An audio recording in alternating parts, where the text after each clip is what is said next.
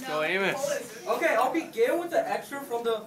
Okay, I'll begin with an excerpt from the Kanye West song "Cold." All right. Dinner with Anna Wintour, racing with Anya Rujic. I told you all it was more than the music. So what we have to understand today is that this debate is not just about music. It's about something far more, as we'll soon see by examining the song "Fight the Power," the 1989 hit by the rap group Public Enemy. Sample, look back and you look at, yeah, most of my heroes don't appear on those stamps. Sample, look back, you look and find nothing but rednecks for 400 years if you check.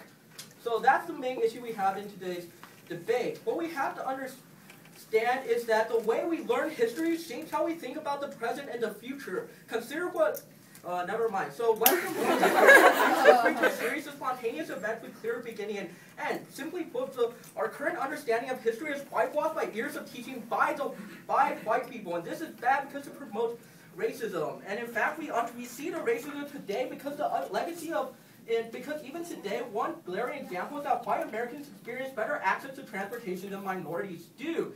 This is from the managing editor of the Columbia Law Review in 2003. The modern American transportation system benefits whites and wealthier individuals to the exclusion of minorities. This discrimination is no coincidence. It is part of a biopolitical transportation system designed to shield whites from having to interact with minority populations. This is a modern-day system of clean apartheid, cleansed of excessive violence, and reduced to its purest form of segregation. Now, you have an a priori academic and ethical obligation to historically interrogate whiteness. It poisons all social relations, solidifying a permanent symbol of oppression and rendering problems increasingly invisible to political analysis. Whiteness is not, this is from the University of, George Washington University. Whiteness is not merely one avenue of historical investigation. It is white people aggressively position themselves on the front lines of anti-racism in the academy. Treatment to whiteness is loyalness to humanity. And yeah, so the impact, so what we have to understand is the impact of this. The system of white supremacy causes minorities to look at themselves as a problem. Yeah, because when the whites are in control, they want to preserve their system of authority over the minorities, so they force a system of self-doubt and inferiority upon the minorities. Now, this is the importance of hip-hop in today's society. The importance of hip-hop is that it empowers, that its anti-authoritarian form and its anti-authoritarian status empowers minorities to use it as an outlet to express their social ills. And finally, I'm going to end with a quote from the Jay-Z song "H to the Izzo." I do like vultures, so my people will see what I look like when I ride in a roadster. Show them how to move in a room full of vultures. Industry's shady, it needs to be taken over. So, yeah, that's why hip-hop is better.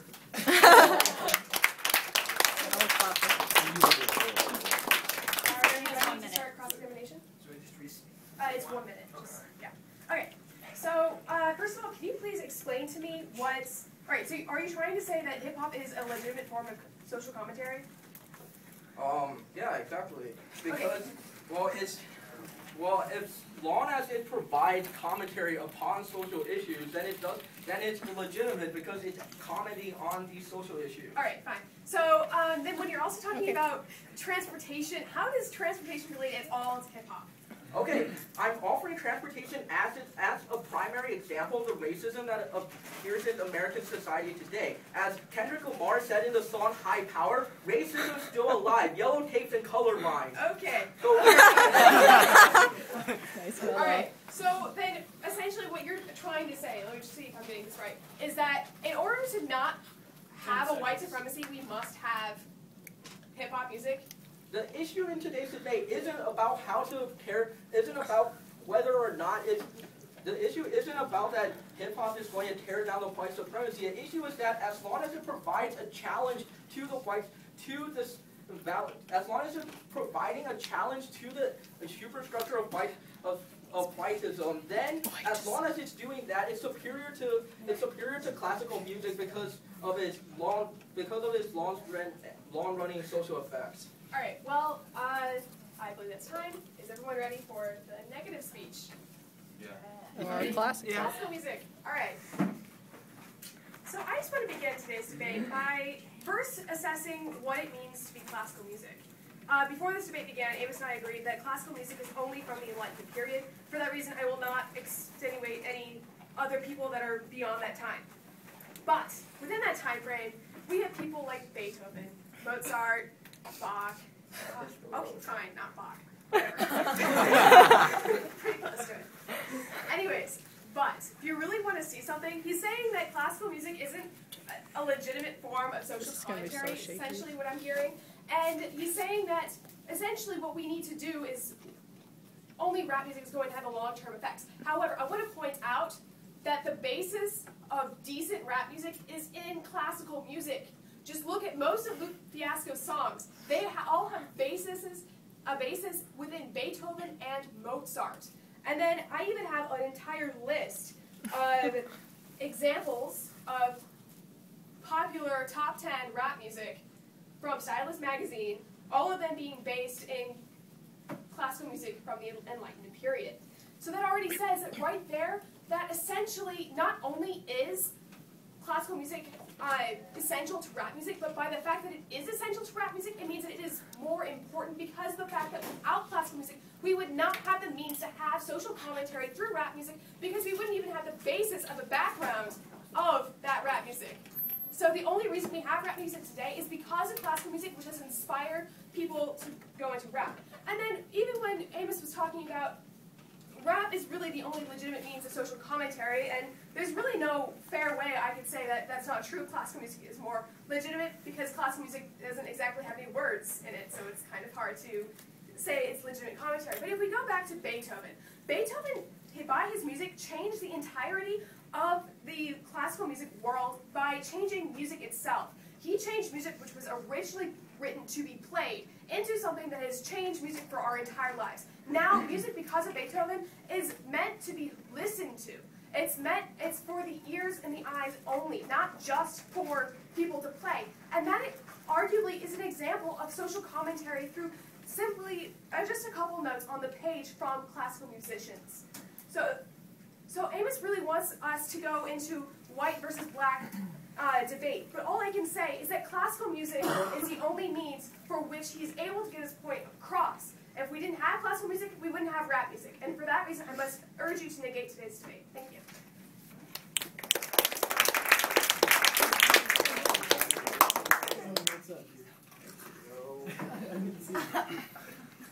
Okay, so all right, so are we discussing when we're discussing which form of music is let's go from different. All right, does classical music challenge the white superstructure? What I'm saying is that that is a leading question. What I'm saying is that that challenge to rap music wouldn't even be possible without classical music. Yes, all right. So it's all right, but doesn't that mean you're conceding that rap music has a larger place in modern society then? I'm not saying rap music doesn't have a large place in modern society. What I'm saying is that that place is only available to them because of classical music that has been preserved throughout the years until it's practically immortal. Anyone can just sum it up. The basic Fer-de-Lys, they can sum it up. Beethoven's Ode to Joy, they can sum that up without even having to have any larger social effects beyond that though? I already mentioned that Beethoven completely changed all of music in general. And that has changed our world entirely. If that hadn't happened, rap music wouldn't even be existing. All right. Cut it off. Got 1 minute. Alright, everyone ready? Alright, so Sarah wants to make this debate about the virtues of the music versus each other. However, since all form of music is subjective and dependent upon the listener, it's impossible to suggest with complete veracity which form of music is completely better because it's all subject to different people's take. That being said, recall what I said at the beginning of the debate. This is about more than the music. What this is about is each form of music's impact upon modern society. So while it is true that classical music while it is true that rap music draws from some form of classical music, since it's so old, the truth of the matter is that because classical music has no has no long-lasting social impact upon modern society, and rap music does. Rap music is essential to challenging the superstructure of white supremacy. That is why rap music is superior, because at the end of the day, if we did not have classical music today, there wouldn't be anything different. However, if we do not have rap music, we're deprived of the most essential form of opposition against the whitest superstructure. So that's why rap music